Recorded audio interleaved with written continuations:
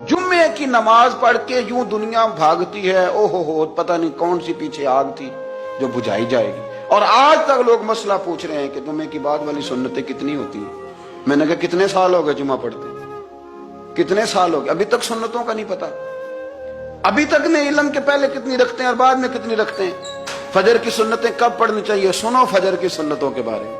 मेरे रसूल करीम सैयद आलम सल्लल्लाहु ताला अलैहि वसल्लम से एक सहाबी ने पूछा था, हुजूर मेरी फजर की सुन्नतें रह गईं या रह जाती हैं तो हुक्म क्या है। क्या अंदाज है हुजूर का। बुखारी मुस्लिम के लफ्ज सुनो, हुजूर सैयद आलम सल्लल्लाहु अलैहि वसल्लम फरमाने लगे, उसने क्या पूछा था, हुजूर जवाब क्या देते, फरमाया फजर की सुन्नतें कभी ना छोड़ना, फजर की पहली दो सुन्नतें कभी ना छोड़ना। या रसूल अल्लाह सल्लल्लाहु ताला अलैहि वसल्लम मेरी रह गई हैं, रह जाती हैं। फरमाया फजर की दो सुन्नतें न छोड़ना, फरमाया फजर की पहली दो सुन्नतें मुझे दुनिया और दुनिया के अंदर जो कुछ है वो सबसे ज्यादा प्यारी है।